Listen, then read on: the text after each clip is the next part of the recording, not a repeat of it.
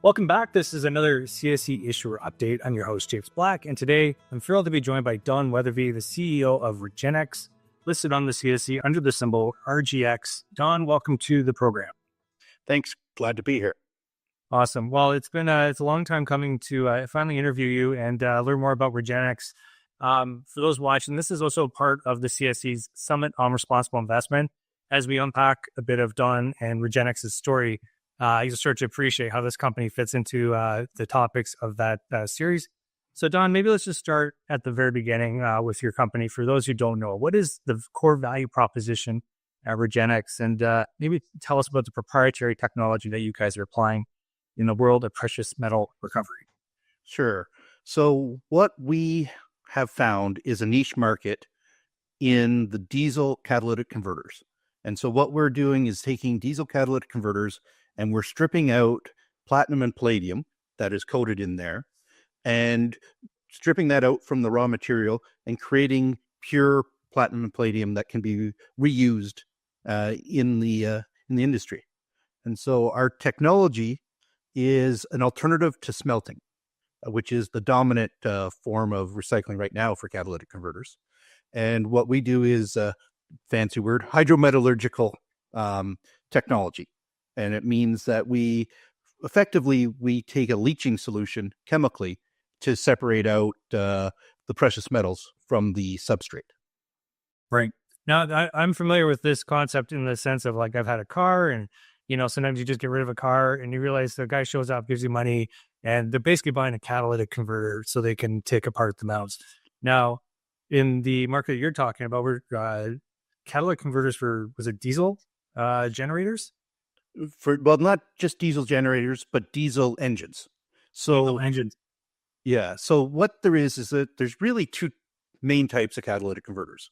One for the gasoline engines, and all the catalytic converters are based on a honeycomb substructure in the honeycomb. And the concept is that they need the air to flow over as many surfaces as they can to create the reaction to reduce the smog gases. And so in the gasoline, it's on a ceramic. Diesel engines, they all run much hotter. So they need a more hardy substructure. And so they're mainly based out of silicon carbide. And so the silicon carbide doesn't react well to smelter furnaces. And so the smelters have been hesitant to take those catalytic converters.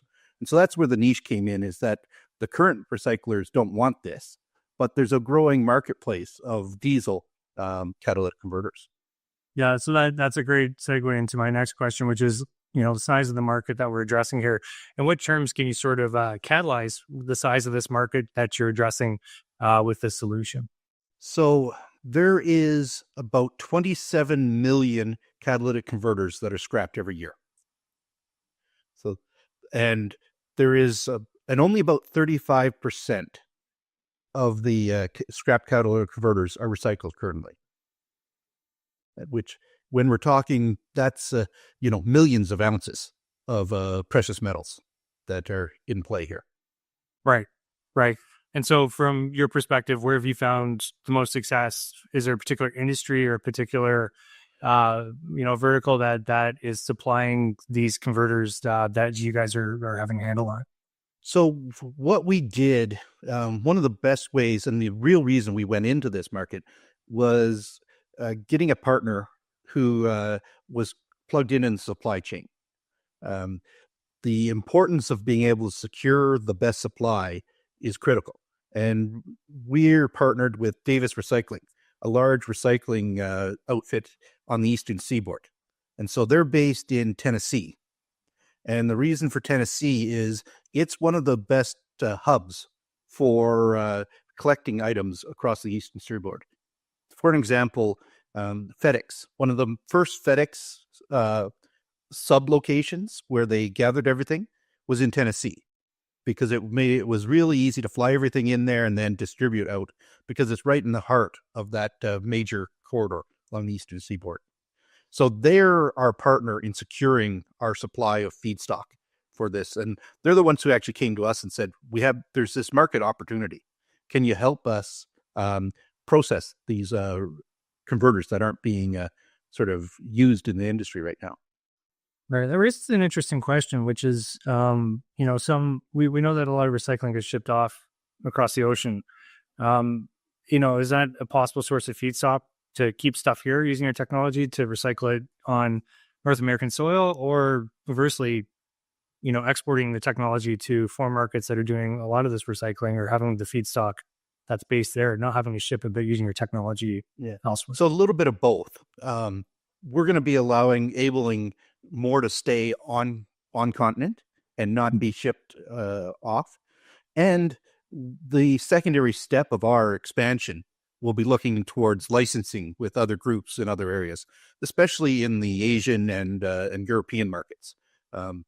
The partnering with the groups that are currently doing stuff there, that's our next step of evolution for the company.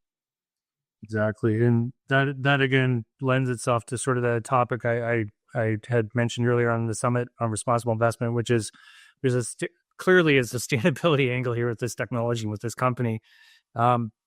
Maybe just touch a bit more on how you contribute to that sustainability picture, and really what measures are in place to minimize, not just your own ecological footprint, but the ecological footprint of the industries that you're serving and the people using this. So there's a couple buckets that we like to look at in the sustainability side. Is one, right back to the core, is that mining. Is that, like you said, it's 35% only recycled. That means that the other part constantly has to be supplied by mining. And the ability to continue to grow and count on mining to fill that hole, it's not going to be able to happen. Even on top of, for platinum and palladium, the majority of it, 80%, is mined in Russia and South Africa, which has its own set of geopolitical and economic risks around them. So there's the whole side of not being able to count on mining and the whole effects of the mining. And then there's down the path of, well, when we compare to what the current recycler is, smelting, for every ton of product that they process, it's 1,500 kilograms of CO2 emissions. And our emissions are negligible. We have next to zero footprint for what we're doing in our process. Right. And sorry, just remind me, the facility or the whereabouts is the process occur? Is it on site where the recycling needs the source stock is coming from, or does it get shipped to your? We've set up a plant in Tennessee, so that that's the case in Tennessee. Yeah. So that we're in connection with our supply chain there. And then the other piece on sustainability is we also like to look at what we do is not recycling. It's really regeneration. Because in your traditional recycling, you're always creating an inferior product. You take that white piece of paper and you recycle that, it never comes back as white paper. It's down to a cardboard, it's down to something else. So most recycling, as you move down the recycling chain, it keeps getting less valued product. We are actually regenerating the raw material.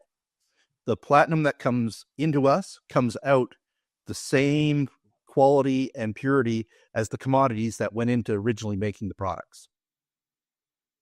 Very good. No, I like that. And it's I can think of a lot of use cases where, trying to maintain the integrity of the source material into the next onward iterations of that source product would benefit the entire ecosystem for sure. So that makes perfect sense. Now let's just talk about milestones. We touched on a few things you've done recently, but are there any particular milestones that you've accomplished in the company, say over the last 6 months to a year, and anything coming up in the next year? We just turned the clock into 2025. Anything you're looking forward to working on this year in the business? So we're quite proud to be the first one to hit the market to be in a commercial sort of entity. Anybody else who's in our space, they're all still in lab. They're still, tinkering. And the hard part is converting a lab pilot plant to an actual producing operation. So we're really proud that we've hit there. We're not to where the level we want to yet, but that's where our milestone is for 2025. Is what we're looking at is to be up to full production, running our first plant, figuring out what our next step for expansion are, and then also working towards some partnerships where, like I said, the smelters don't want the product. We're working on partnerships where they'll divert the product that they don't want to use that they're currently getting from their clients and just moving it towards us. So 2 parts that we're looking at is for milestones this year: formalizing our partnerships and producing at full capacity. Absolutely. Those are great strategic objectives. And with that in mind, my famous last question, tell me a bit about the team, the people that are pursuing this vision with you. Any highlights on the team that you want to share with those watching today? Sure. So I'm glad you asked, because it's the team that gets things done. And our team is great, and they've been the backbone of us moving forward. We've got really two groups that work in our operation. We have an innovations team that's led by our director of R&D, Fabricio Maya, and that's based in Vancouver. And they're always looking at how we improve our process, our chemistry, how do we do things better, how can we do things for more. And our operations team is led by Bob Fair, who joined us in 2024 and has a great experience in the downstream refining and also plant operations, and also has a chemistry bachelor's to add to the robustness. With that, we've got on the administration side, Emily Richardson is our CFO, and she has a lot of experience and even ran her own business for a while, which leads into the entrepreneurial side. We have Rick Purdy, who's been an entrepreneur, so it also brings that relationship entrepreneurial spirit that as a smaller company, you need to keep pushing forward and having that concept of how you get to the next level. So it's a great team that works really well together, and it's going to help us move forward. Yes, and I have you, Don. What are some of your career highlights to this point? Mike been involved in a lot of mining and a lot of business operations, sort of growing companies has been a big part of what I've been involved in.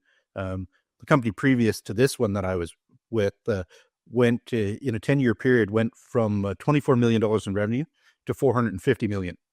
So understanding how to grow a company is one of the key pieces that I have, and that bringing forward to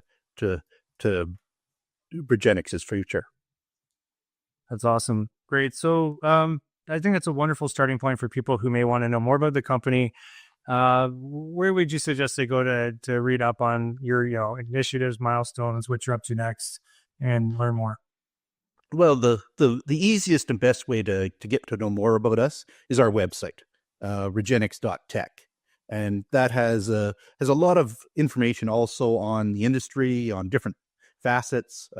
We try to add some color to what we're doing through the website, but that's a great starting point for anybody who's interested. Yeah, I'll vouch for that. It was very helpful preparing for this interview, using your website primarily. Also, as a listed company, you obviously have a profile on the CSE.com under the symbol RGX. And with that, Don, I want to thank you. Thank you for your time for joining us today and sharing the story. For those watching, this is part of the CSE's Issuer Update series and the Summit on Responsible Investment. I was your host, James Black, and thank you again, Don, from Regenx. That's symbol RGX on the CSE, and we'll talk to you very soon. Thank you.